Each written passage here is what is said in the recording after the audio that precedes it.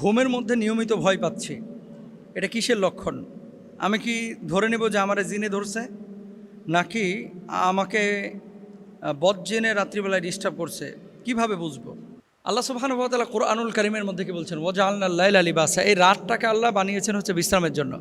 এখন কিছু কিছু মানুষ ঘুমের মধ্যে দেখবেন খালি আটকে উঠছে, এমনি এমনি কিন্তু আটকে ওঠে না, হয় খারাপ স্বপ্ন দেখে অথবা দেখা যায় যে কেউ তাকে ডিস্টার্ব করছে। কেমন? ঘুমন্ত অবস্থা আছে, মনে হচ্ছে যে আমার পাশে কেউ দাঁড়ানো, মনে হচ্ছে স্বপ্নের মধ্যে দেখছে যে সে আকাশ থেকে শূন্যে ভেসে বেড়াচ্ছে, বিল্ডিংয়ের ওপর থেকে পড়ে যাচ্ছে, সাপ তার দিকে তেড়ে আসছে, অথবা দেখা যাচ্ছে যে গাছের উপরে উঠেছে, গাছ থেকে পড়ে যাচ্ছে, চিৎকার করছে, সাপে তাকে পেঁচায় ধরছে, চিৎকার করছে, কেউ তার ডাকে সাড়া দিচ্ছে না, কেউ তার এই আহ্বানে বা চিৎকারে কোনো সাড়া দিচ্ছে না, কেউ শুনছে না তার কথা। এই জিনিসগুলোকে আসলে বিশেষ করে যারা গবেষক, হাদিস বিশারদ, তারা বিভিন্নভাবে ব্যাখ্যা করেছেন। এগুলো কখনো কখনো হয় বজ্জিনের আসর থেকে, কখনো হয় ভয়ের কারণে, কখনো হয় কল্পনাপ্রসূত স্বপ্ন থেকে। স্বপ্ন হয় দুই ধরনের, একটা হচ্ছে হলুম, যেটা খারাপ স্বপ্ন, আর একটা হচ্ছে রুইয়া, যেটা আল্লাহর পক্ষ থেকে। তো একটা হচ্ছে শয়তানের পক্ষ থেকে, একটা হচ্ছে আল্লাহর পক্ষ থেকে। আল্লাহর পক্ষ থেকে যখন স্বপ্ন হয়, সেই স্বপ্নগুলো ভালো স্বপ্ন হয়। নবী আম্বিয়া আলাইহিস সালাতু ওয়াস সালাম দেখেছেন, ওলিয়া উলিয়ারা দেখেন, আপনারাও মাঝে মাঝে ভালো স্বপ্ন দেখেন। তো ভালো স্বপ্ন দেখলে কারোর কাছে শেয়ার করার দরকার নাই। খারাপ স্বপ্ন যখন দেখছেন হলুম, তখন আপনার কিছু করণীয় আছে। করণীয়টা কি? আপনি ডান কাত থাকলে বাম কাত হয়ে যাবেন, বাম কাত থাকলে ডান কাত হয়ে যাবেন। ঘুম থেকে উঠে 3 বার বাম দিকে থুতু নিক্ষেপ করবেন, আউযু বিল্লাহি মিনাশ শাইতানির রাজিম পড়বেন, লা হাওলা ওয়ালা কুওয়াতা ইল্লা বিল্লাহ পড়বেন, 4 কুল পড়বেন, আয়াতুল কুরসি পড়বেন, বুকে ফুৎকার দিবেন, হাতে ফুৎকার দিয়ে শরীরটা মুছে ফেলবেন। আচ্ছা, এরপর আরেকটা কি?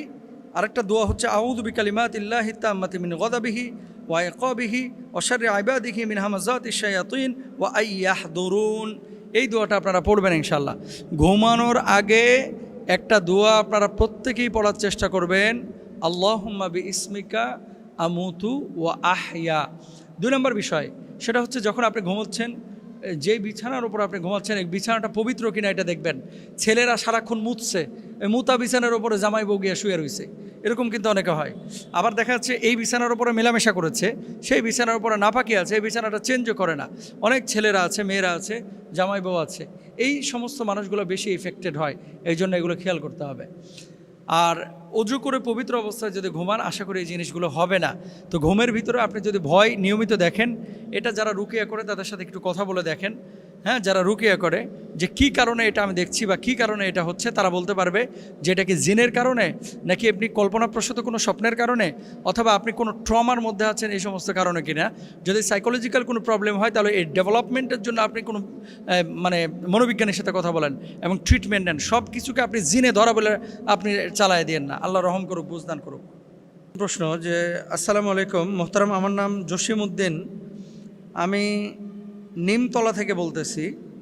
আপনার কাছে জানতে চাচ্ছি যে মাদ্রাসায় কড়া শাসনের পরেও এবং নিয়মতান্ত্রিক আবাসিক প্রতিষ্ঠানগুলো হওয়ার পরেও অনেক মাদ্রাসায় স্টুডেন্ট বাড়ছে এবং বর্তমান গবেষণাও এই কথা বলে স্কুলের ছাত্র কমছে, মাদ্রাসাগুলোতে ছাত্র বাড়ছে।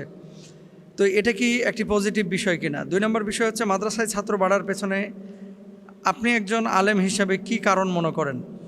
ভেরি ভেরি ইম্পর্ট্যান্ট একটি বিষয়। এবং উনি এই প্রশ্নটা করেছে হচ্ছে গত বুধবার। আজকে দেখলাম কালবেলাতেও এটা নিউজ করেছে যে স্কুলে ছাত্রছাত্রী কমছে কিন্তু মাদ্রাসায় ছাত্রছাত্রী বাড়ছে। আর স্কুল বলতে কোন স্কুল? বিশেষ করে প্রাইমারি লেভেলে কিন্ডার গার্ডেনগুলোতে প্রচুর ছাত্র কমছে, হাফেজি মাদ্রাসা, কওমি মাদ্রাসায় প্রচুর ছাত্র বাড়ছে। কারণটা কি? এখন এটা নিয়ে অনেকে অনেকভাবে কিন্তু ব্যাখ্যা করে, অনেকে অনেকভাবে বিশ্লেষণ করে, কিন্তু আলটিমেটলি আপনি যদি খেয়াল করেন যে বাংলাদেশের শিক্ষা ব্যবস্থায় শিক্ষাটা যেখানে হওয়ার কথা ছিল খুব সহজ, সেখানে শিক্ষাটা এখন বাণিজ্যকরণ করা হয়েছে। কিছু প্রতিষ্ঠান শুরুই হয়েছে মাল কামানোর জন্য, অথচ শিক্ষা নিয়ে ব্যবসা বাণিজ্য এবং মাল কামানোর ধান্দা, এটা কিন্তু উচিত না। শিক্ষা সবার জন্য সমভাবে অধিকার থাকার কথা ছিল। আজকে দেখেন, এই যে 2022 থেকে নিয়ে 2026 পর্যন্ত শুধু মাধ্যমিক, উচ্চ মাধ্যমিকে লক্ষাধিক এরও বেশি ছাত্রছাত্রী তারা কিন্তু কমে গেছে, অথচ এদিকে কওমি মাদ্রাসাগুলোতে প্রচুর স্টুডেন্ট বেড়েছে। তো মাদ্রাসা সম্পর্কে একটা ন্যারেটিভ চিন্তা চেতনা কিন্তু সোশ্যাল মাধ্যমে আগে থেকে আমরা দেখছি যে এখানে মারধর করা হয় বেশি, কড়া শাসন করা হয়, এই সেই, এগুলো আমরাও প্রতিবাদ করি। কিন্তু সব মাদ্রাসায় কিন্তু ব্যাপারটা এরকম না।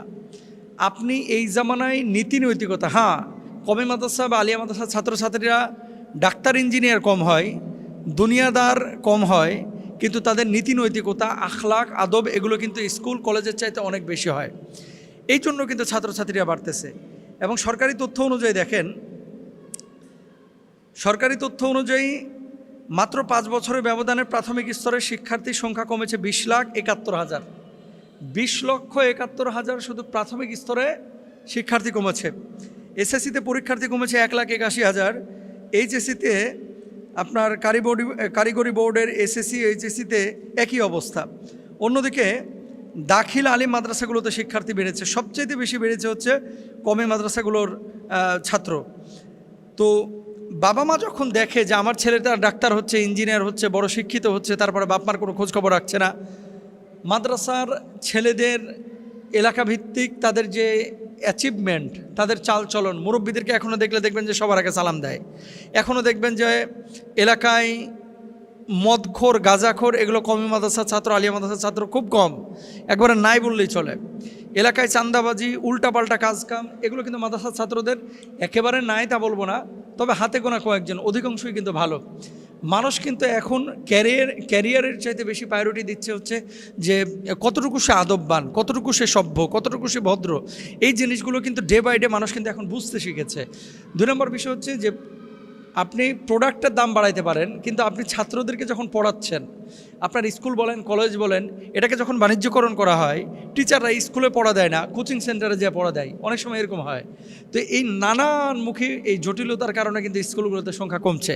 তবে আমি শেষে যে কথাটা বলতে চাই, স্কুলে ছাত্র কমা বাড়া এটা বিষয় না, বিষয়টা হচ্ছে মানুষ যে মাদ্রাসামুখী হয়েছে, সে মাদ্রাসামুখী হওয়াটাকেও আপনারা পজিটিভলি নেন। অনেকের কিন্তু এটা গাত্রদাহ তৈরি করছে। এবং কেউ বলে থাকেন যে ঢাকা বিশ্ববিদ্যালয় মাদ্রাসা হয়ে যাচ্ছে, ঢাকা বুয়েট, তারপরে রুয়েট, চুয়েট এগুলোতে তাবলিগওয়ালারা অনেক বেশি হয়ে যাচ্ছে, দাড়িওয়ালা টুপিওয়ালারা অনেক বেশি হয়ে যাচ্ছে।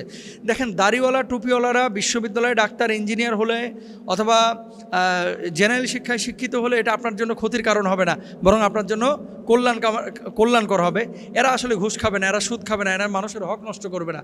যদি কেউ করে সে প্রতারক। তো এটাকে পজিটিভলি আপনারা নেন। মাদ্রাসায় ছাত্র বাড়তে দেন, আরও বাড়তে দেন।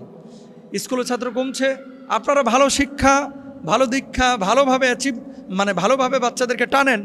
তাদেরকে যেভাবে কাজ করলে, আদব সভ্যতা শিখাইলে তারা স্কুলমুখী হবে, সেই জায়গাটা আপনারা মেহনত করেন। কিন্তু প্লিজ আপনারা এটাকে নেগেটিভলি কেউ প্রেজেন্ট করেন না। ইনশাআল্লাহ তাআলা মাদ্রাসায় যদি ছাত্র বাড়ে এই দেশটা সুন্দর হবে। তবে মাদ্রাসা শিক্ষা এবং কারিকুলামে কিছু বিষয় অন্তর্ভুক্তি করা এটাও কিন্তু জরুরি। এটাও আমাদের মাথায় রাখতে হবে। আল্লাহ আমাদেরকে রহম করুন, আমিন।